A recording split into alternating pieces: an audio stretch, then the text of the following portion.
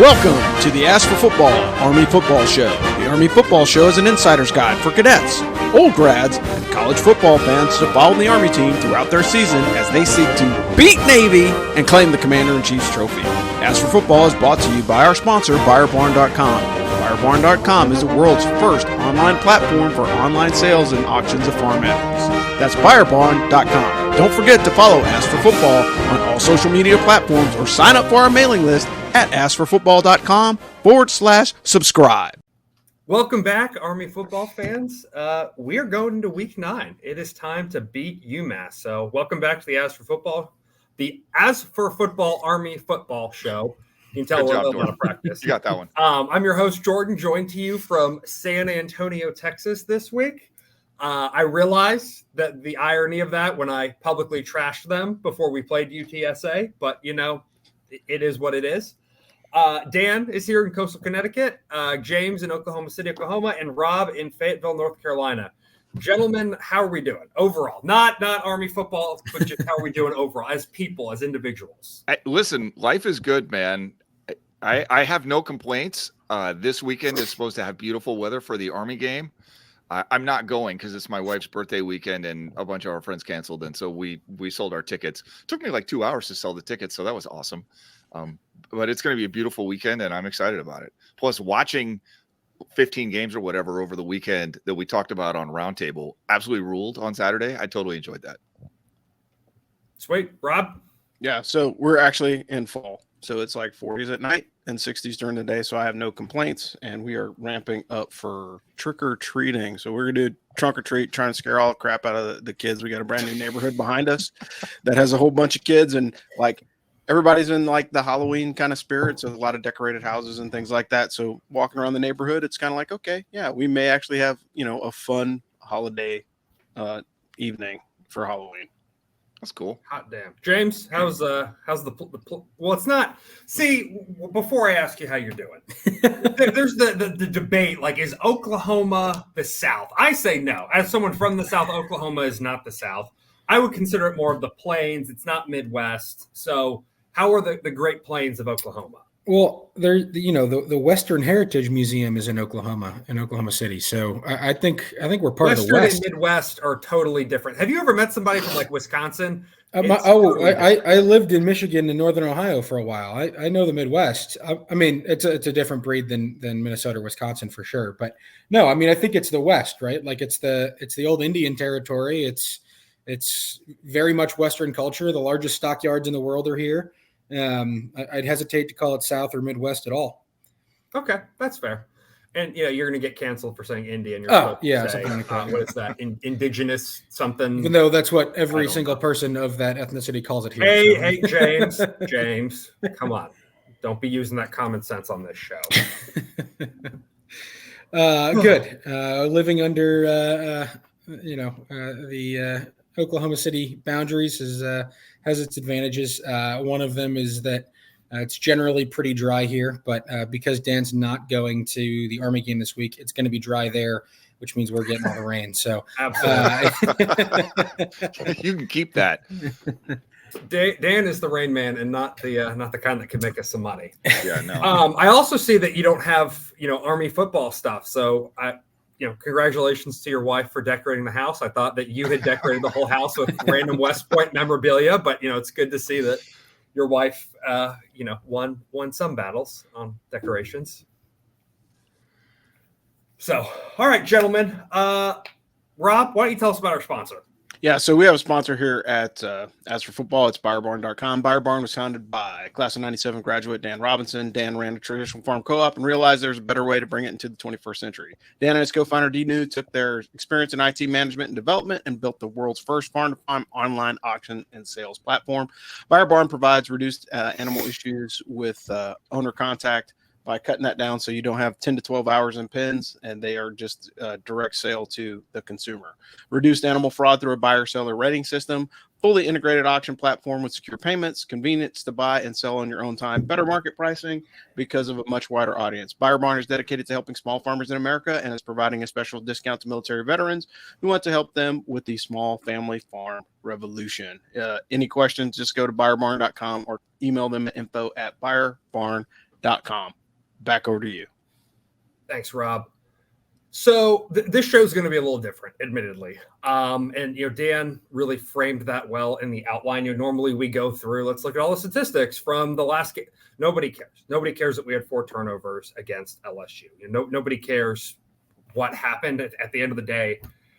We've been shut out 2 games in a row, at home against Troy and then on the road against LSU. So instead of reliving that, I think it's better for us to have a conversation. And, Dan, from your perspective, what's going on? Is it time to panic? If you're the either casual Army fan or class of '85 who listens to this podcast because you don't have time to watch the games and whatever it is, where are you at? And I realize you're not class of '85.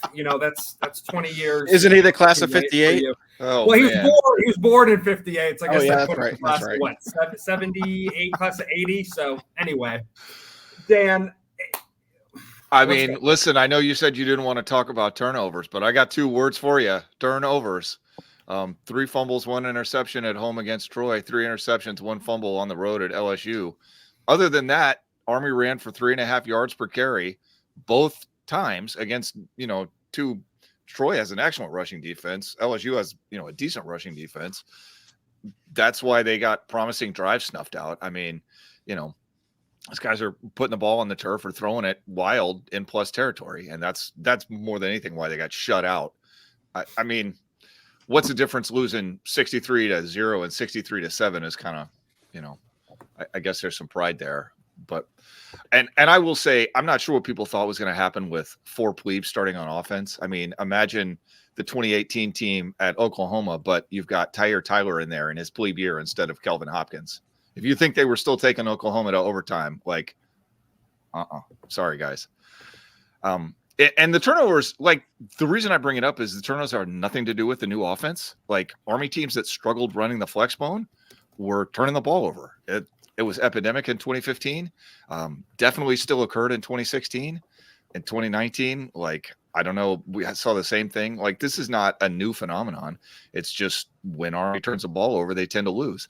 And you look back to the UTSA game, Army had 0 turnovers. Not surprisingly, they, looked good, found ways to consistently get the ball into the end zone. Yeah, man. I mean, I don't think it's that complicated. I mean, the team also needs to finish drives more consistently on offense, which, we've seen that a few times. But right now, Army is 127th out of 130 FBS teams in turnover margin at a negative net 9. And that is despite the fact that the defense has 4 forced fumble recoveries and 4 interceptions, which is not bad at all. So, Dan, it's interesting that you brought up the 2015 Army team because that was my yuck year. James, I think that was your plebe year. Yeah. And watching that team was so frustrating. We went 2-10, but I remember we were so close so many times. And it felt like, hey, if we just done one thing differently, if that 4th down had we gotten a first down, whatever, so many little things, and that season would have been 6-8 wins. Instead it was 2.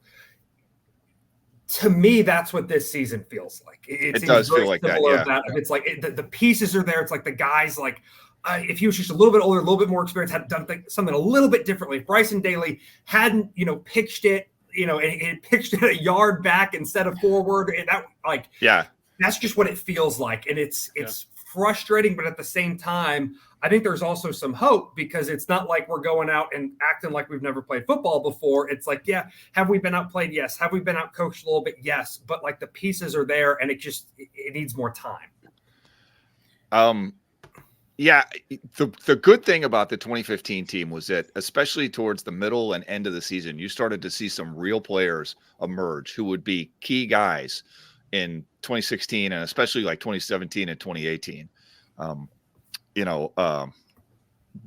Brandon Jackson came on that year among other people. Yeah. It's like they found a bunch of young players, especially on defense that year when the whole team was just really struggling. Ahmad Bradshaw was in and out with injuries and stuff, but when he came back, he looked good the next year running the offense. The 2015, they couldn't figure out who to play damn quarterback because you had everybody kept getting hurt.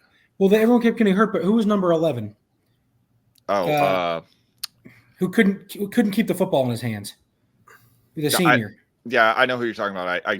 And Bradshaw looked good, but he wasn't super comfortable with the option. There was like so many things like that. And then Jordan's point. Oh, I'm sorry. You finish first. No, I was just, you end up with Chris Carter playing, starting against Rutgers and then starting at Navy that year. Played really, really well at Navy. It's tough. And it's tough when you have to run young guys out there, but it usually pays dividends. And right now, like, was it ugly running a bunch of young kids out to play at LSU? Yeah, it was. However, if you didn't see signs of hope amidst the struggle, like, I don't think you were watching with the right eyes, because this is what you expect. Like, it just takes time for these dudes to develop. Like, that's just a reality. Yeah, and to Jordan's earlier point with 2015, right? So 6 of those games were 1-score games, and any of those 1-score games could have gone the other way. There were some that they looked bad. I think we played Air Force that year, didn't look good. We played Notre Dame that year, didn't look good. But like, there were so many games, or 1-score games, that could have gone the other way. There of the 5 losses this year, 3 of them couldn't have gone the other way, right? LSU couldn't have gone the other way. Syracuse couldn't have gone the other way, and the last one was Troy, wouldn't have gone the other way, right? Like, and you could say, if we played them 10 times, we'd win 1 of them. But given the way we played the game, it wasn't like there was a play or 2 that could have changed the outcome, right? Right. Mm-hmm. Well, what if those other 2 games go the other way? We're 4-3 right now. Yeah, we're 4-3 right now, and we're like, okay, we got to knock off UMass and one more team. We're going to a bowl, right? Yeah. Like. And people aren't pitching. So I guess I'll leave it at that. I'll talk more about the game here later after Rob's thoughts, but very similar to 2015. Yeah. Rob, before you get into your thoughts, getting shut out is not a good look. Troy, we're not going to talk. Let's talk about LSU. LSU opened the season against Florida State, lost to Florida State. I think since then people have kind of written LSU off. LSU won the national championship, 2 years ago, 3 years ago? Like 19. Yeah. Okay. LSU is a very good football team. They're a very aggressive football team. And also, people aren't going to want to hear this. They play in the SEC. Like, football is different. I live in Alabama. Like, football is different in the South than it is in the rest of the country. Yeah. It is very different in LSU. Like, so, like Dan talked, 3.5 yards per carry against LSU. To me, that's good. Obviously, getting shut out is not good, but moving the ball effectively against LSU, a very athletic, very physical defense in Death Valley, I think there's signs of hope. The thing about playing LSU is you make a mistake, and it's not just a stop, not just a loss of yardage. It's a turnover. Yeah. Like Champ Harris missed one throw over the middle. They run that slant over the middle to Isaiah Alston all the time, and they missed it. He missed it 10 inches high. Against most teams, that's probably just hits the turf. But against LSU, it's a turnover coming the other way because, dude, obviously. Yeah, and LSU is known for their secondary, guys. Yeah. Like if you want to talk about it, they're one of the best. Yeah, they're one of the best cornerback producing colleges in college. So, like, that shouldn't be surprising. And I'll pile onto what Jordan said, and then I'll jump into my thoughts. So one of the things that you have to understand is LSU is going to hang as many points on every team that they play for the rest of the season, because they have to. And the reason why they have to is because they have 2 losses in the SEC. They are an also-ran in that division, period, right? So the only way for them to pass the quote-unquote eye test is for them to hang as many points on every team that they can, because you lost to FSU in the beginning of the season, then you got bumped off again. I have to score 60 points against Army, because if I don't, then the Boo Birds and their fans are going to be like, well, they didn't perform like they were supposed to because they played close to Army. You know what I mean? Decision. Yeah. Right. And that's ultimately what it boils down to. Like it or not, that's college football, particularly in the SEC. Like, if you're an SEC fan and you have 1 loss, like, you're like, oh gosh, our season is ruined, and it's just a difference in comparison relatively. But moving on to my thoughts, keep it short so I don't dive into a rant. The last thing that the team legitimately needs, and I'm going to be a little bit salty on this one, but they just don't need the toxic fandom, man. Like, the fans turn on them hard. I understand you got 2 shutouts completely. I get it. But in your vast experience as Division I college football coaches, what moves would you make? What decisions would you make? Because again, the coaches are watching films, the coaches are making the best decisions with the information that they have. And as a casual fan or the person that, bitches on Twitter, like, I seriously doubt that you watch enough film and do enough analysis to legitimately predict what they should be running against LSU. I would argue that most of the guys in the Varsity Club, they do pretty good analysis. Social media writ large is a cesspool of scum and villainy, and I'm going to move on from that. I think everybody has opinions, but the reality of it is like, I think the coaches are very, very aware. The players don't need to get dunked on, man. Like, these kids are under the age of 25. They barely got their insurance freaking discount, and you've got like grown men in their 50s talking trash about them, like, oh my gosh, you're ruining their Army careers. It's like, it's one game, guys. Let it go. All right, moving on. Recruiting matters, right? So one of the things that's positive about seeing the younger players in the game, it's a good thing because it allows them to produce future. You're investing in your future. Like, it's time value of money. If I put the time in now, it's going to pay off for me later. Going back to Ahmad Bradshaw, 2015 wasn't great. 2016, great performance out of that player, and it worked out for the Army team. First victory against Navy in a bajillion years. So that's a very important piece of it. So think about it. If you watch the pregame or in-game interviews with Coach Monk, and one of the things that he said, he's like, the biggest thing that he was concerned about of Champ Harris wasn't his throwing arm or his throwing ability. It was his ability to maintain pitch position and get the ball off, right? Because he was recruited as a passing quarterback. So now he's trying to learn how to run the option against LSU in his first college football start. Could you imagine how much pressure that is on that kid? And like, hey, look, just don't screw it up too bad, right? Like, right, honestly, exactly. That's ultimately what it boils down to, is like, hey, I'm handing you the keys, just don't wreck the car, And again, he had some help, but at the end of the day, it's easier to recruit a team now with the style of offense that we have, because it's going to have more opportunities for more skill positions. More players can touch the ball. So now what you have to do is just take the time to allow those players to develop.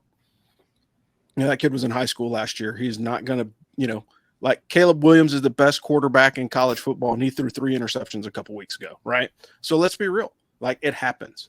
And then the last thing is, and this is really where, the meat of my stuff comes in, is always talking about defense, man. The defense has to stop the explosive plays. Plays over 25 yards are what is killing Army, both in the ground and in the air. It doesn't matter.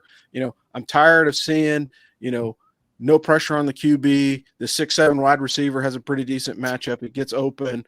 He dunks it in. The quarterback puts the ball in perfect position for his guy to catch it, back shoulder throw, and then he runs for another 40 yards and scores a touchdown.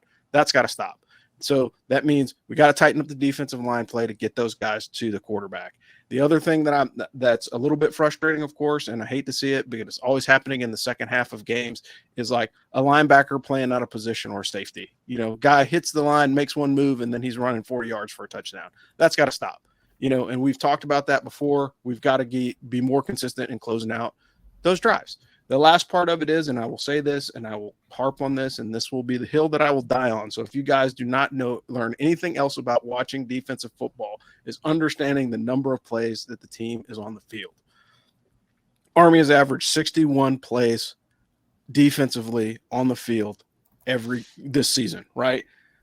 Low for the season was 49. UTSA. Guess what happened? They won.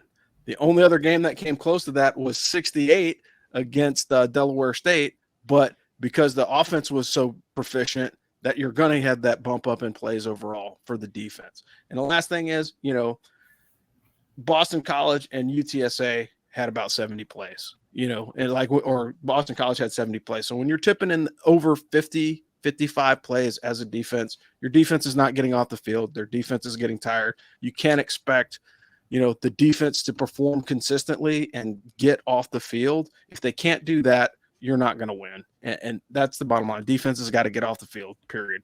And I will pause there. Rob, I want to kind of double tap into something you talked about.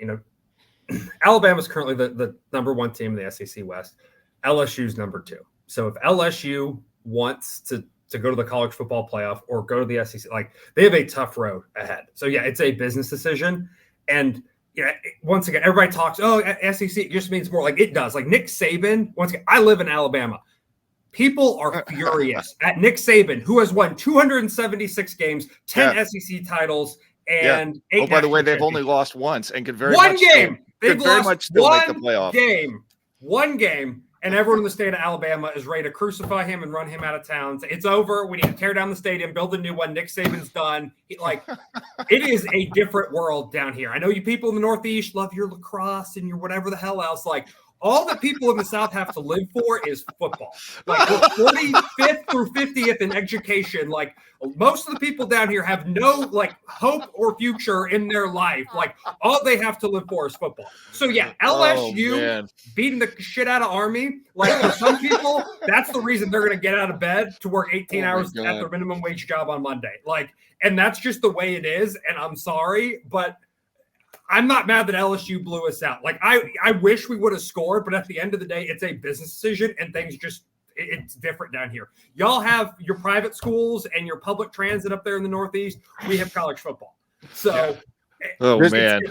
Yeah, I'm sorry. But look at it this way, man. Pull up your Google map and look at what's in Tuscaloosa. Absolutely not a damn other than the stadium. Thing. Yeah. We got liquor stores and trailers. That's it. Beyond the By the stadium. way, the fact that the LSU covered probably means there's a lot of people in Louisiana that can go to Bubba Gum Shrimp Co. Exactly. Come next weekend. So yeah, they just bought dinner for their families. And you know what? I'm good. Okay with That's fine. it. We'll live with that. So all right. That was the first point I wanted to make. Second point, recruiting matters. Rob, you were so right. We're playing LSU, who's a very good, very seasoned football team. We started 4 plebes on offense. And I don't know, I'm in consulting. I see a lot of clients. I oftentimes know what clients are going to ask me before they ask. I've seen a lot having been in consulting for a while. This game is like saying, hey, let's take this analyst right out of their MBA who's never stood in front of a client, never had a real job before. They don't know how to dress. They struggled to get on the plane to get here. Let's go ahead and put them in front of a Fortune 500 board and, let them answer questions. That's the equivalent of what happened. So I'm not happy we lost. I'm not happy we got blown out. But am I sitting here getting all mad and, I'm going to go kick my dog tonight because I really thought Army was going to knock off LSU? No. Come on, folks. And also, James, I'm gonna let you talk in just a second. I promise. I saw a tweet, and it was saying that Jeff Monken and Mike Buddy need to be investigated for treason for undermining national security for scheduling LSU. Mike Buddy didn't schedule LSU. Oh man. Jordan has gone full Kanye right now. I'm going to let you finish. That's what the people send me, Dan. I didn't get to let this out last week, so I got to let it out all right now. It's a long day, okay? But no, they're not under. It's one game. I'm sorry. Nobody remembers the Notre Dame game in 2015. Nobody cares. I understand it's a big deal right now. In 6 months, nobody cares. Yeah, so that's the truth. It's a big deal right now. It sucks. I'm not happy about it.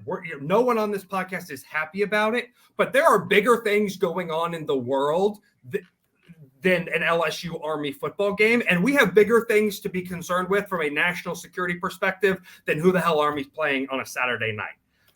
I'm sorry, James, I'm going to put myself on mute now. I'm thinking, I think we should start. I think there's it wouldn't just be for Army, but I feel like there's a Twitter account to be made called Toxic Fans Incorporated. We just retweet Toxic Fans. It'd be like, what's the one? The freezing cold takes. Freezing cold takes. It's not a terrible idea. just toxic takes. We're going to have a new segment on this show of the stupidest thing that someone has tweeted. Or maybe that goes on Roundtable because it's not, because we could do one for Army fans, sure, but that's around college football.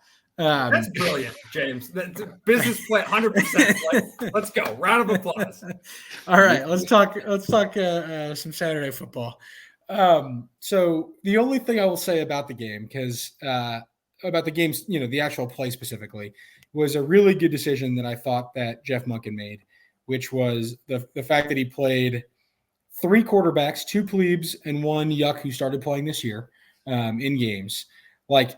If you don't think they might need, that Jeff Monken is thinking, I might need to rely on one of these guys come Army Navy in front of 65,000 fans in Boston. And that's going to be something that they don't have any experience with, right? They're going to have never, they'll have, one of them will have seen it from the sideline. And that is it. right? You get 3 guys experience in Death Valley during a night game with a huge crowd. Like, that's really valuable come Army Navy. A little bit for Air Force, although I don't think they're going to come anywhere near selling out Mile High. If they have a third of the number that LSU had, I'll be shocked. Right. So maybe big game atmosphere just because of the rivalry, it'd be helpful. But also, and this isn't really in game; it's more a pregame. I heard a lot of people, Army fans around the game, kind of say, well, if Bryson Daly is healthy or even close to healthy, why wouldn't you start him against LSU? Bryson Daly could be perfectly healthy, and I think it's the smart move to sit him against LSU. You get your other 3 guys experience. You keep your number 1 quarterback healthy. You give him, if he is healthy, you give him a warm-up game against UMass, and then you go right into Air Force.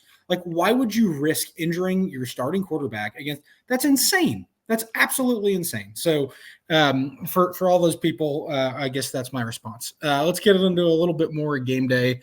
I sort of decided to go pretty last minute. I was actually at my sister's wedding a couple weeks ago, and some friends said that they were going, and it was only a 9-hour drive from Oklahoma City. So started thinking about it and decided to head down. Got in contact with the LSU press box people, and they got us some passes. So that was all good. Went to a tailgate before the game. A lot of fun. It was like one of 2 Army tailgates there. We really enjoyed it. And a lot of you guys came out and said hello. That was awesome. We saw some AOG staff people there. President of the AOG came by the tailgate.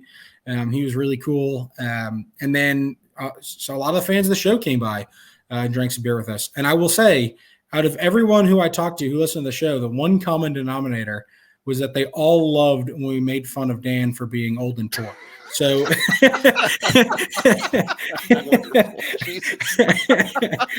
we have to keep that going because they referred to Dan as ESPN minus on several occasions. So. Well played. People what they want, man. I'm sorry. We got bills to pay, dude. Yeah, we need more Patreons. We need to make fun of Dan. So if you have any submissions for making fun of Dan, please submit them. And we'll make sure to include them in the show. So First Day Club, please bring those in. Thank you. Ray Kimball says, old guys stand together. Solidarity. Thank you, Ray. Yeah. So moving on from that, we went into the game. You can read the article I put up for quick thoughts. Down on the field, really just cool experience. Something that I think it's worth. Yeah, Army got blown out. We knew they were going to get blown out. Like, it is what it is. Enjoy the damn day. You're going to a night game in Death Valley. This is something that most college football fans save up their whole life to go and do in their retirement years. And you get to go watch your team play in Death Valley. Yeah, it's a blowout, but enjoy the fact that you're watching a 6:30 kickoff in Baton Rouge. Yeah, a lot of people have that on their bucket list, man. Yeah. Oh, absolutely. And there were 101,766 people at that game. Right. Yeah, it was insane. And by the way, just to compare it to another game, we got blown out by Ohio State in the shoe. I was there. Nobody was bitching. Yeah. The only reason people weren't bitching is because we had 10 wins that year. It has nothing to do with Army getting blown out by a superior opponent. It's just people being frustrated and throwing their frustration at the fact that they lost this game. It's a little ridiculous. But if you want to talk about sort of more broadly about should Army be scheduling these games, look, Army got $1.6 million to show up. If you don't think that matters, there are teams around the academy who are going to win Patriot League championships this year, partly because of the money that's provided by Army playing at LSU. So it does matter. And yes, everyone's going to forget about this game 5 months from now, but the track coach is not going to forget about this game. The swimming coach who just beat Navy for the first time in a quarter century is not going to forget about this game because those dollars are going towards their team being able to compete at a higher level. So let's, let's dispel that rumor. Let's see. Yeah. That's correct. Mike Davis says getting blown out plus new offense not performing well. People will be bitching. You have to give it time, and we've talked about that. But I want to have a little bit more, if it's okay, a little bit more of a discussion about scheduling. as an independent with Army, right, you get a neutral game against Navy every year. So you're down to 11 games. At 11 games, you want to have an average of 5.5 home games a year. You schedule Air Force is a home and home, essentially. I know we've had the couple of years where it's been neutral, but it looks like we're moving away from that. So Air Force is home and home. You have a big Power 5 opponent who's not going to come back and play at Mikey. This year, that's LSU. Who was it? Last year, Tennessee canceled. It's been Ohio State, Michigan. Oklahoma is sort of the one weird one there. But you have that game. Then you have an SCS game. So now you're down to 9 games, and you're at 1.5. So you need 4 home games remaining, which means every other game needs to be a home and home.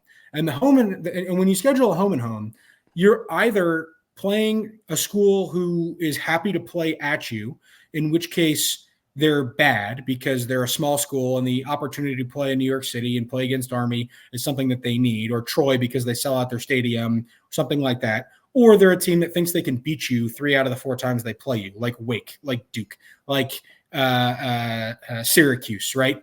They're a team that thinks they're good enough. So it means that as Mike Buddy or his predecessors, you're trying to schedule 4 home and homes for every year, 8 home and homes for every year. And you're either playing MAC schools, Sunbelt schools, or ACC schools that you're going to lose to more often than not, right? So it's not a great place to be. And if you look at the Venn diagram of people who bitch about the schedule and bitch about Army getting blown up by LSU, and then there's the circle of people that don't want Army to join the American, there's a massive overlap, right? like you can have it one way or you can have it the other. And I'm not saying that joining the AAC is a great idea. I'm not saying it's not a great idea. Like it's going to happen. We all just need to make our peace with it. I'll tell you that much. Well, and look, there are pros and cons to it, but like you can't have it both ways. Like either you want the scheduling fixed, in which case you need Army to join the American, or you're okay with the scheduling the way that it is, and you don't want to join. But you can't have it both ways. And I'll leave off with this. In the Jeff Monken era, how many times this is the 10th year? How many times has Army played the actual formula, which is one big game, one FCS game, and the rest of them FBS games? How many times in those 10 years has Army played the formula? I'm going to say once, but I can't remember which year. Twice. 2. Okay. 2017 and 2021. That's it. Like, yeah, we can continue to blame it on North Texas canceling and Tennessee canceling and Ball State canceling, but eventually, like, you're the independent on the schedule that they can cancel. So, like, you can't have it both ways. You got to pick one, and these are the cards we're dealt. So quit wishing that you were dealt other cards. Yeah, James, I think everybody likes to look at Army. We all think we're the best and we deserve everything. Like, I get it. Every fan base in America thinks that college football should revolve around their school. But at the end of the day, we are a small liberal arts college in upstate New York. Do we have a bigger mission than that? 100%. But for the purpose of college football, we are a small liberal arts college in upstate New York that was good 80 years ago. The last time we were like seriously nationally relevant was 1950, 80 years ago. Okay, 70 years ago, whatever it is. Like, college football as a universe, as an ecosystem, as a business has moved on. And I think that we need to recognize our place in it and like, hey, you know what? Like, we are not going to get 5-star recruits. Just that is an objective fact based on the situation that we're in. And us sitting here and say, oh, this needs to be like Coach and Mike Buddy, and they're doing the best with what they can. And $1.6 million makes a difference. And we are not in the position where we're paying other teams $1.6 million. That's just not the way it is. And, if you want that to change, give more money.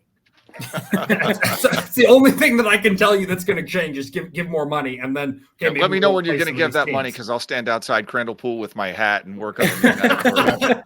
Yeah, cancel your ESPN Plus, go to ESPN Minus like Dan, get an antenna, and then donate the proceeds to the Army football team. Dan the Boomer over there, if all you damn millennials would just stop drinking Starbucks and give it to West Point. Oh, I know. Stop eating your avocado toast so we can win some games at Army. See, the funny thing is, I feel like Dan also eats avocado toast, so it's a little bit of 100%. I am probably the most likely to eat avocado toast on the show. That's true. Yeah. and I'll finish out that conversation. So I want to address this comment we just got to, which I'll do afterwards. But look at Navy this year. Navy running their traditional offense, and with some quirks, granted, right? Navy has an objectively worse offense than Army this year. Here are some things that Army is better at, and they've both played the same number of games, so the per game is the same. Here are some things that Army has more of this year than Navy: points, first downs, third down efficiency, completion percentage, passing yards, total yards, and yards per play, and they're near even in rushing yards and yards per carry. And if you take away like their 4 really explosive runs, Army's better in yards per carry. So I don't want to hear about you can't excel in the America and this and that and all these things. Navy's probably going to a bowl this year. All right. Yeah, they have an easier schedule. Okay. Well, that's because they can't have it. Right. So I don't want to hear about all that. And we have this comment I want to address, right? You can't blame folks for being gun shy of a new offense and join a conference given the history. Understand situation time is different, but the definition of insanity is ... Look, there are so many things that are different about Army joining Conference USA in 98-99 and a potential move to the American now. The two things are I know it's school joins conference is the same. Literally everything else about it is different. Everything else about they weren't making $8 million a year in TV revenue back then. They didn't have the same academic standards that they had that they have now. The national negotiating power that you have by being in the American, you have somebody negotiating for your school on a national level. Army doesn't have that now. They've been changing the rules specifically against our offense. They don't have that now. They're everything else about it is different. And if you want to complain about the new offense, I can't tell you you're wrong. It hasn't looked great in most of the games Army has played. All I can tell you is Navy's looks worse. And they haven't changed theirs as much, and they're going to a bowl this year. So, and I'm not saying Army isn't, right? There's still that chance, but Navy's bowl probability is a lot higher than Army's right now. And by the way, Air Force is Air Force, and they didn't change their offense at all. So, people want to complain about the new stuff and all that. What's the better solution? Because they're not out there, right? I was thinking about this today when I was in the water. I was swimming and I was thinking about this. I knew you were going to say this. And, we're not coaches. We're not breaking down film. We don't even have access to the right film to break it down if we wanted to. The thing that we can do effectively is trend analysis. We can see what's happening and sort of try to infer why things are happening because quantitatively, we can determine expectations, right? Take a statistical approach. So if Coach Monken has been, one of the most successful coaches in the history of the academy, and he says we need to change the offense, quantitatively, there's reason to believe him. And none of us and none of these fans are in a position to look at the game tape and gainsay him. That's just not a thing that they can do. You have to trust the man. You have to get on board with the decision that was made. It doesn't matter how you feel about it. The decision was made. We're moving forward now. Yeah. And, Dan, you're an electrical engineer, but I charge my phone every day and I turn on the lights every day. So I interact with electricity. But if you came to me and you say, hey, we need to update the grid and we need to, I don't even know enough to try to pretend to talk technically. I'm like, oh, okay. You're the expert. I don't know. Yeah. And I think we all think that, I played high school. I played football in high school. None of us have stepped foot on the football field. None of us have coached a Division I football game ever. So it's really easy for us to sit here and say things. But, Dan, to your point, the decision was made. We can sit here and we can bitch about all we want. Same way people bitch about who won what election.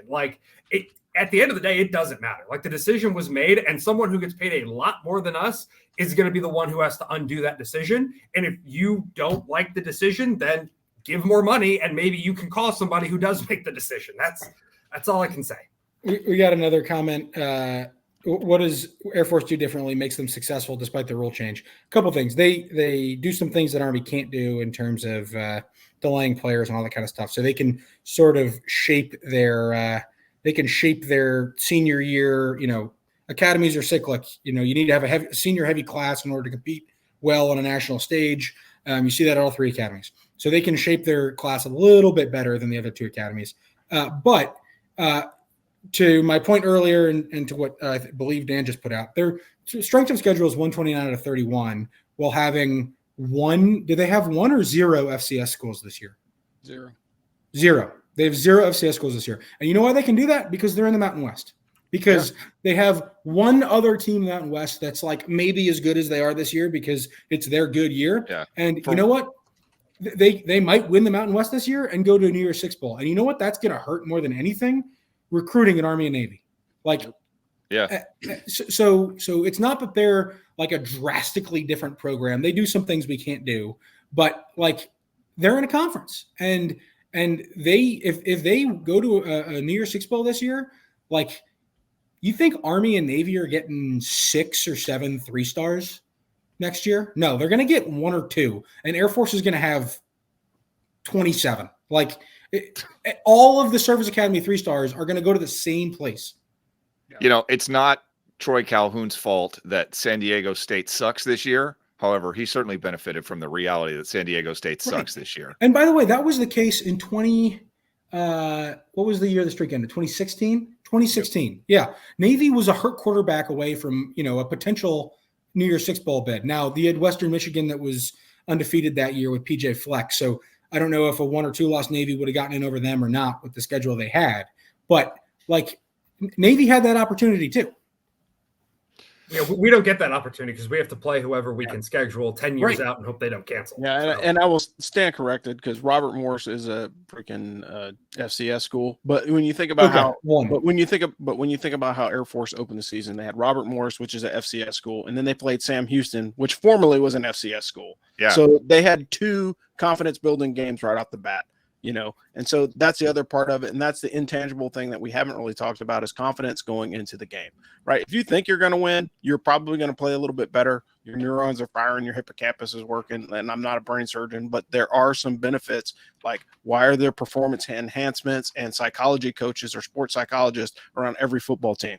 Why? Because that crap works. So if you have strong belief in yourself and believe that you can win, like you may be able to pull something off, but there's 2 things that you can't really account for. And that's, the total coward and freaking Rambo, but everything else underneath the bell curve, you can probably predict or have some accuracy on.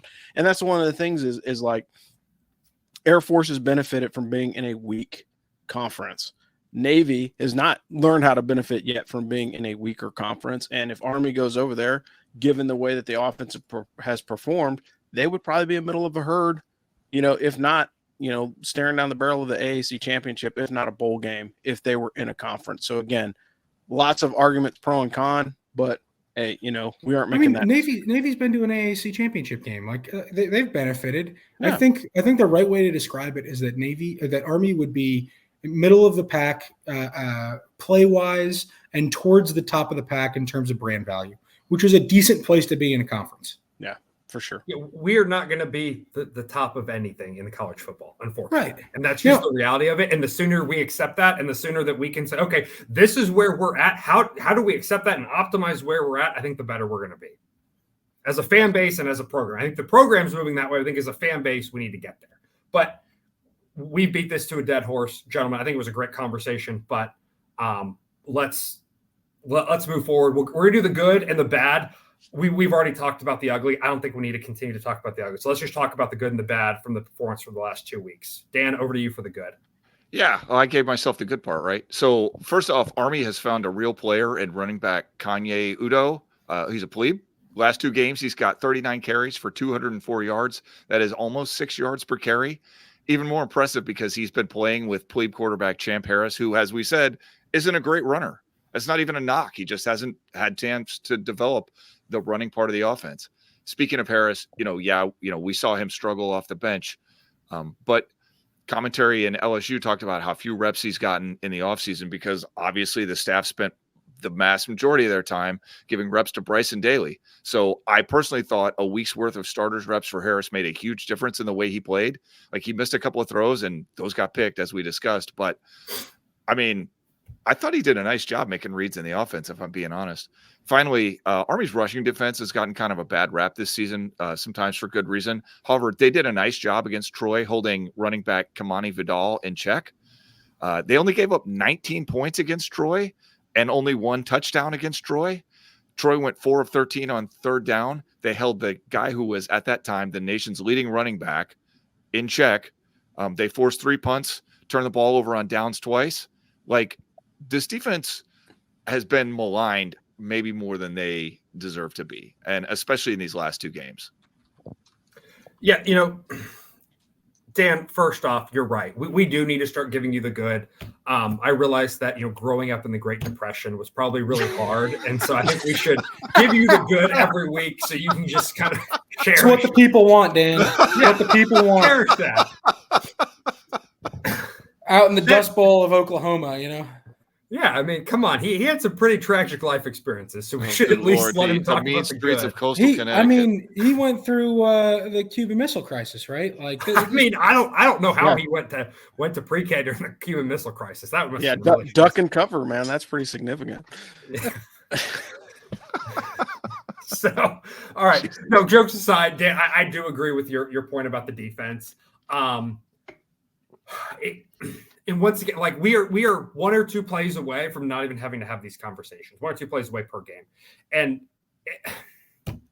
it's tough. It's tough, and I think there's lots to be excited about. But anyway, the bad. Who's taking the bad? I'll take it real quick. The bad: turnovers, third down conversions, not passing very well, and injuries. I mean, that's basically what we have to worry about for going into the next game. Hey, is Alston, Buchanan, Lingenfelter, and Daly, are they going to be back? Are they going to be on the field? And if they are, what's their condition? I mean, one of the best parts about Army is we don't really give a lot of injury information, which is great because a lot of teams can't scheme around who's in or who is not. But I think that's one of the important things. And then again, the rushing defense, it's hard to base anything off of the last 2 games just because great rushing teams. And let's be honest, UMass is not the most powerful offense, but we'll cover that a little bit later. And that's really it. So I'll throw it over to Dan for the read since we are not doing the ugly because we have beaten that to death.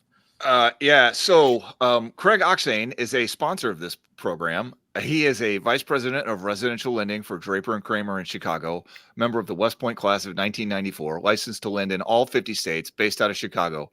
Friends, Craig is one of the biggest VA lenders in the country. He's going to offer you super competitive rates, give you the best deal that he possibly can.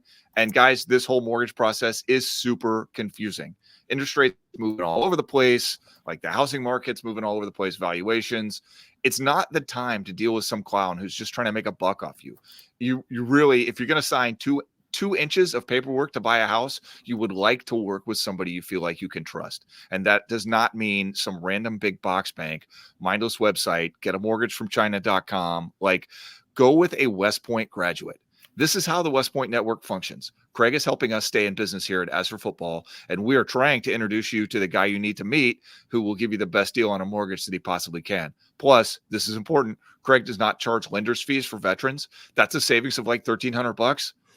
$1,300. Like, get that money. And if you're not going to use it, send it to me or send it to the Army Athletic Program, and maybe they'll change the offense back for you. I mean, Dan needs it, so definitely send it his way. Yeah. Craig Oxane, Vice President of Residential Lending, Draper and Kramer. Check him out. Links on our website. Go to asforfootball.com. You push the little button, fill out a questionnaire. You'll be talking to Craig in a couple of hours. It couldn't be easier. And I'm telling you, the guy gets rave reviews from literally everyone. Dan, I know you bought your first house for $1,300, but $1,300 doesn't go as far as it used to. I did, in fact, buy my first house for $69,000. I would do some very, very questionable things. Anyway, let's talk about UMass, everybody. UMass is now 1-7, so woohoo, they're worse than we are. Both these teams are struggling, but if you're the Black Knights and you need to get a get-right game before heading out to Air Force, this is the right game to put on the schedule. They won at New Mexico State. New Mexico State also sucks. 41-30. They lost to Auburn, War Eagle, baby. 59-14, lost to Miami of Ohio, Eastern Michigan. They lost to New Mexico. So they played New Mexico State and New Mexico. I didn't know New Mexico had two colleges, but lost to Arkansas State, Toledo, and they lost to Penn State 63-0. Had their bye week last week. So, Dan, why don't you take us through the offense? Yeah, somehow Massachusetts has played three different quarterbacks this year, has started three different quarterbacks and played a total of four. Quarterback Carlos Davis is actually the passing leader, but Taysom Pumachan is the best quarterback. And I'm going to assume for the purposes of this that he is starting, because if they don't start Pumachan, I'm sure that they're going to lose. That would be nuts.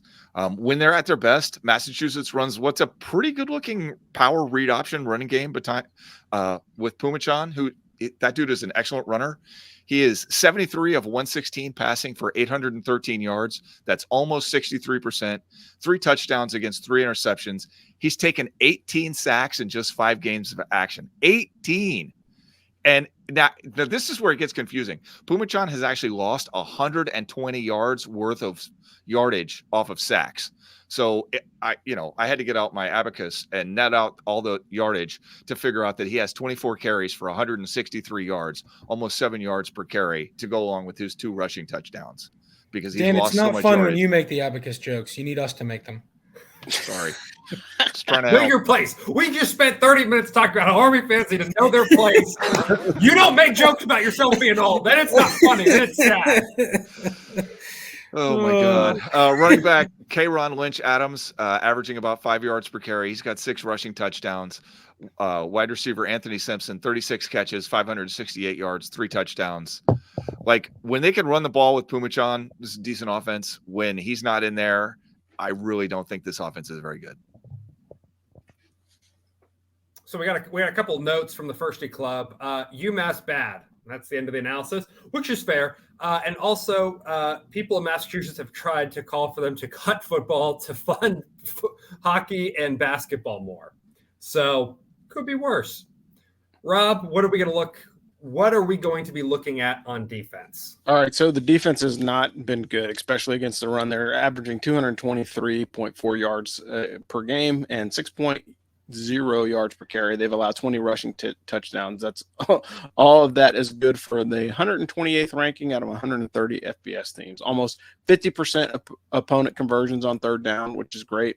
They're allowing 60% of opponents to convert on third down. The leading tackler is cornerback Tyree Powell, which is good because that means he's coming up from the secondary trying to make a difference. 35 tackles, 19 solo. Linebacker Jarrell Johnson has 33 tackles, just 9 solo. Defensive tackle Billy Wooden, 32 tackles and 15 solos. Bottom line is, what I will tell you is just like anything else, the rest of their defense looks like, hey, look, if you don't have linebackers making tackles, that means your secondary and your defensive line are making tackles, and that means they're not sucking up blocks. So it'll be interesting to see what happens. With all that said, they have been pretty good at forcing turnovers. They got 6 fumbles, 5 recovered, 5 interceptions with 2 pick sixes. This team has committed a lot of turnovers themselves, though, so they still have a -1 turnover margin. So they may be able to get the ball, but they'll probably give it right back.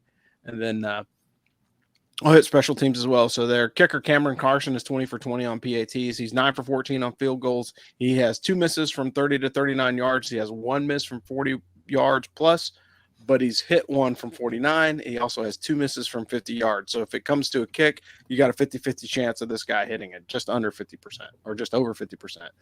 Punter, CJ, I'm going to just call him CJK. Averages just under 40 yards a punt. UMass doesn't always they're not great at managing punt returns. They have 2 punt returns against Penn State. They've also allowed returns between the 10 and 15-yard range against Miami of Ohio and Arkansas State. So there's some great opportunity in the special teams game.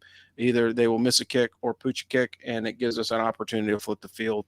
So I think great opportunity for Army going into the game this week, and I'll throw it back to you, Jordan. Thanks, Rob. Got a note, someone's throwing Dan a lifeline here. Dan, don't feel too bad. The kid driving the van to the range I went to last week was born during my first deployment. Wow. That's actually incredible. That hurts. Yeah. All right. Final notes. Kickoff is noon on CBS Sports. Line open, Army -15.5. has since led to Army -10. Over-under sits at 48. Since Dan won't be at the game, the weather is going to be absolutely gorgeous. Sunny, highs in the upper 70s. Might make a real difference considering how poorly we have played last few weeks in the rain. So thoughts on the game, gentlemen?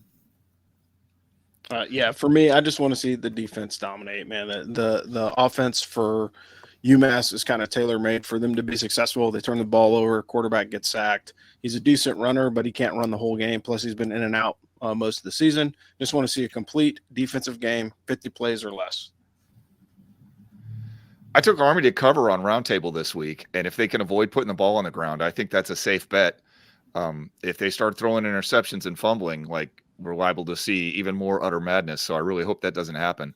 I would also really like to see Champ Harris get some more serious playing time this week. Like, I was encouraged by what we saw at LSU. I mean, I understand the kid threw 2 picks, but I would love to see what he can do with another week of starters reps against not LSU at home. Get a real sense of what this kid's got. Yeah, I agree, Dan. And, playing in Death Valley against 100,000 people, that is getting quite literally thrown into the fire. But being able to go play at Mikey and, obviously not the same environment, but play against a real team that's not the practice squad, like getting those reps, especially as a freshman, that is so important. And, you made the point of, he was recruited as a passing quarterback. And, yeah, we're going to pass, but, like, option and timing and all that, it just takes time, and it takes reps and game time. And the fact that he was second or third string and he's not getting reps because that's just the way it works in practice. If he can get that experience, even if it's just for a quarter, like, I think that's going to pay dividends down the line. I think the other thing in all of this is, when we got Coach Monken, first couple of years, everybody was okay that we lost a bunch of football games because, it's a new coach, it's a new system, whatever. Like, we're doing the same thing, except the coaching staff hasn't really changed. So it's going to take a little bit for them to feel it out. And everything's different. We saw, errors in week 1 of just timing, and the snaps didn't look right. And then the handoffs and stuff like that. So I completely agree with that, Dan. I think we need to get some of these younger guys in as soon as we can because, they're the future. And I think that's important to invest in them so that, in 2-3 years, we're not having these conversations. James? Yeah, I'll just say, look, you don't want to look ahead, right? You got Air Force coming next week. Obviously, it's a huge game. We're getting to the point where this is a 2-game season, so we're not quite there yet. But you basically need to win out. If you disregard the Holy Cross game in terms of bowl eligibility, you need to win out in order to make a bowl. So we're getting to that point where it's the CIC or bust, and I'm sure that not just the players but the coaches are really, they really want to win the Air Force game. But UMass just came off of a bye week, so they've been studying your offense for 2 weeks now, and they're going to be more prepared than your typical UMass team. So it's sort of a note of note to be careful there. What I'd really like to see this week is just a clean offensive game. I don't need 50 points. I don't need 30 points. Like if Army wins this game 21-17, but they have a clean game, like great, right? If the offense isn't committing penalties, if the offense isn't turning the ball over, and if the offense isn't allowing sacks, like then that'll be awesome. Then at that point, a win is a win, and it's a great building block going into the Air Force week. That's all I got to say. Yeah. All right, let's jump ahead to fact or fiction. James, I think. Fact. That is correct. Or fiction. Incorrect.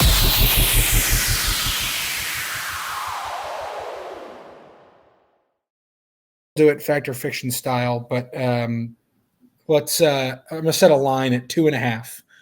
Offensive penalties, turnovers, and sacks allowed. I'm saying they're going to allow. They're going to do fewer than 2.5 of those things. So if you add all those together, 2.5. Say that one more time. I'm sorry, the math got. I didn't. Penalties, sacks, offensive penalties. Okay. Sacks allowed. Okay. And turnovers. Fewer than 2.5 total. Fewer than 2.5 total. So the line's at 2.5. Fiction. I'm sorry. That's a very high bar. I that would be great, but they've that done would it be this by year. far their cleanest game of the season. No, they allowed 0 against UTSA. I'm still going fiction, but okay. That is what we need to see. I'm going to go fact. 2.5. So like, you can't have half a penalty, James. So I couldn't have expected, but can't get half a sack. You can get half a sack. I'd like to see one person get half a sack with no help. Yeah. No, it's a line. You can't win by 7.5 points, but you can still be favored by 7.5 points. Come on, James. I'm tired, man. I want to go eat dinner. Rob. You're Rob, muted, Rob. you're on mute. Oh man, rookie move.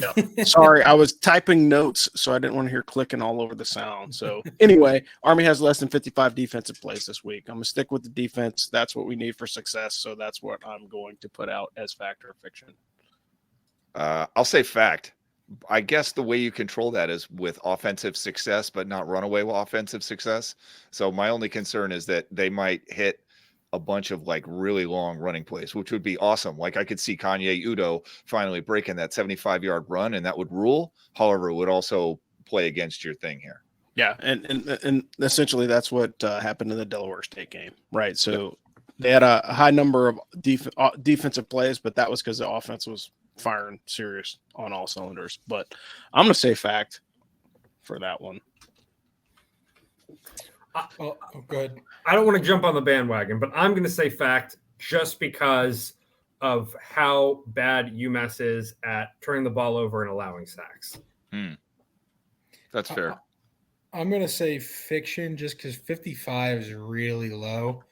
I mean, they've done that, once this year? Yeah, they've only done it once, and that was at UTSA. James, 55 is 18 3 and outs. Like, I mean, come on. You're not going to get the ball 18 times. It's fair. No, I think that, UMass doesn't have a great – this is going to be similar to Troy in a lot of ways. UMass's offense isn't as good, so they'll get into the red zone less. But they'll get in, and it'll be up to Army to force field goals and then score enough times to overcome that. And I think they will. It'll be a lot easier than against Troy's defense. But I do think UMass will have at least some success moving the ball between the 20s. So I think they more than 55 plays. Yeah, 55 is really low. Was that fact or fiction, James? That's a fiction for me. That's okay. Thank you. Dan? I say Army commits 0 turnovers. You have just got to believe that's the point of emphasis this week. If I was the staff, that would be the only thing I'd be talking about this week. I don't know. You guys can tell me what you think, but I'm going fact. Yeah, Rob? I'll jump on it and say fact. I mean, if things are going well, I would be surprised if they don't even pass. This may be one of those 40, 50 play Army games where they just run the whole time, and I'm okay with that as long as they hold on to the ball. Jordan? I'm going to be the downer. I'm going to say fiction and fiction because I think we're going to play a lot of freshmen. So I don't think we're going to have 4 turnovers like we did against LSU, but I think one might sneak its way out. I'm holding you responsible. James? Oh, boy. I think you might as well ask who is Daly starting at quarterback. So I think that's your answer. I think he does start, and I think they have 0 turnovers. So I'll go fact. Interesting. You know what? I'd be a little surprised if he starts. I think they hold him. I think they hold him and Buchanan. Let's make that my fact or fiction, Dan. Oh. Daily starts, fact or fiction? I say fiction. I just said it. Fiction. Oof. I'll go fact. I'm going to go fiction. And Dan, are you going fiction because you think that we're going to save him for Air Force, or you think it's fiction because we're going to invest in Champ Harris for the rest of the season? No, I think they're going to try to drop a bunch of players that they haven't seen on film lately in that Air Force game. Isaiah Alston, Jacoby Buchanan, Ligenfelter, like all these players who are difference makers that haven't really played, I believe are coming back out against Air Force. If I'm reading the situation right, which who knows, I may not be, but that's what I would predict. But by the way, Jordan, I don't think that's in Monken's blood to just say after the rest of the season, we're going to play the freshman or the No, I don't either. Yeah, but and I'm not suggesting that you did. I think he's going to play the best players when it comes to Air Force and Navy, and he's going to do the things that makes them the most ready. And if Daly hadn't just sat for 6 quarters of football, then I could see him saying, we might play Daly for a little bit against UMass, but we need him fresh for Air Force, and we don't want to give Air Force film. But it's kind of hard to ask Daly to come back against Air Force after sitting for, at that point, 10 quarters of football, right? Yeah. So I don't know. That's my 2 cents. Yeah, and this is Daly's first year as a starter, so it's not like he's been. It's not like he's in my Bradshaw and he's been playing Army football significantly and starting for 3 years as a senior season. So yeah, that's a fair point. I think Daly needs the reps. And James, I agree with you that Monken's a competitor and he wants to win every football game. But I also think he's a strategist. Oh my goodness, and a strategist, and a businessman. And so I think he's also taking a longer term view at things. So Dan, I agree with you that I wouldn't put it past him to hold a couple of guys a little bit and hey, let's make sure you're really ready to go before you play against Air Force. So is that fiction? You're saying no, Daly doesn't start? I'm going to say fiction. I think we might see him in the game, but I think we're gonna play some other people. Interesting. That is the one thing I don't think will happen is for him to play but not start. I don't know, and I wouldn't be surprised if Jeff Monken didn't know. But then again, he's also probably known for 2 weeks and doesn't want us to know that he knows. I cannot figure that man out for the life of me. So, but you know what I can figure out? I can figure out how to subscribe to the As for Football mailing list. But do you like Army football but hate social media? Who doesn't? Social media is terrible. Instead, go to asforfootball.com/subscribe and get on our mailing list. 1 email per week. That's it. Too easy. Keep up with Army sports with As for Football. Bypass the people wanting Jeff Monken to have to testify in the Senate for undermining national security for playing LSU. Asforfootball.com. All right, gentlemen, this was a longer show than normal. I think it is important that we had a longer show.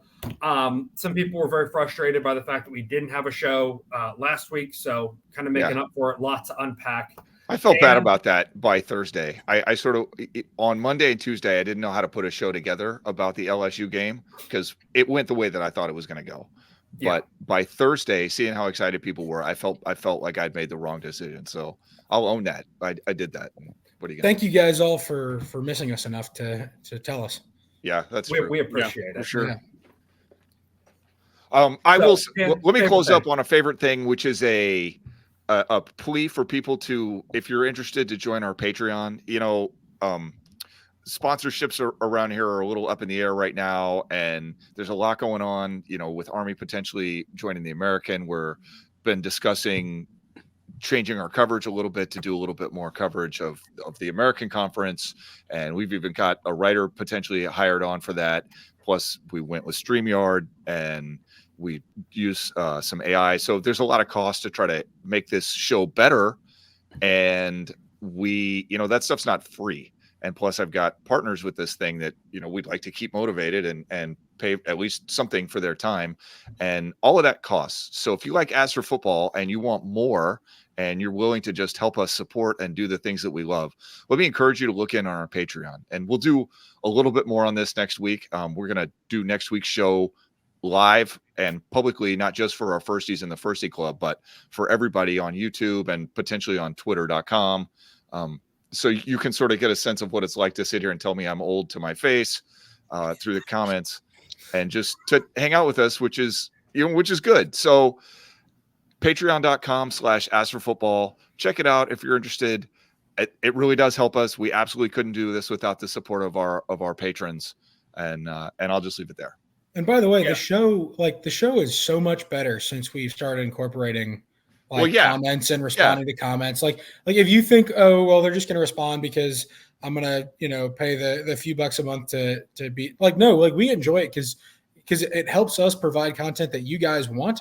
And plus it gives you guys a chance to make fun of Dan, which the rest of us just enjoy on its merits, let alone making the show better. So, if you think that we're just doing this because of a few bucks, it's not. We really think it makes the show better. We need your support, and we try to give our patrons an opportunity, things that we hope matter to them. But the reality is we just need your support. Like, that's just the reality. So if you like As for Football and you're interested in more of it, there's more to be had, and we'd love to welcome you on board. Yeah, when As for Football got started, it was one dude writing some funny articles on the internet. That was it. It became two dudes who were, and it's all good. Like, it's good to be able to expand the show, and it's good to have enough money to make the show better. But it does cost. So anyway, that's it. I'll shut up. I'll say one more thing. I've talked to a few people that have joined the Firsty Club, and the one thing I hear about our group on Facebook, it's a private group, like the toxicity isn't there, right? It's a group of guys who get Army football for what it is, and they want Army to do well, and they enjoy talking about Army football. And when it sucks, sometimes it sucks, but it's not sitting here like just accusing individuals and saying that the players suck when they're just trying their best. And so like, if you want a group of people to talk Army football with, but you're sick of, some mom of a cadet from 8 years ago, like, you have a good group of people here. Navy Daddy 69 on Twitter.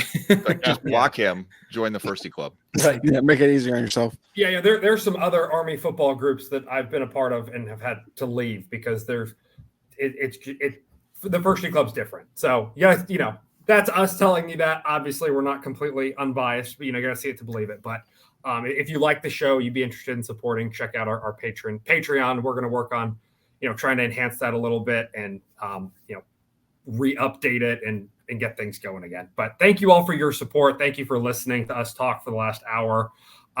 Thanks for tuning in. Thanks for following us on social media. Go Army, beat UMass. Beat 'em. Beat 'em. Thanks for listening to the As for Football Army Football Show. Tune in next week as As for Football brings you more Army football analysis. We'd like to thank our sponsor, BuyerBarn.com. BuyerBarn is the world's first online platform for auctions and sales of farm animals. BuyerBarn is dedicated to helping small farmers in America and has extended special discounts to military veterans who want to continue the growth of the small farming industry. Go to BuyerBarn.com/military. That's BuyerBarn, BYREBARN.com to learn more, or to get started, email them at info@BuyerBarn.com. Thanks again for listening to the Army Football Show, and as always, beat Navy.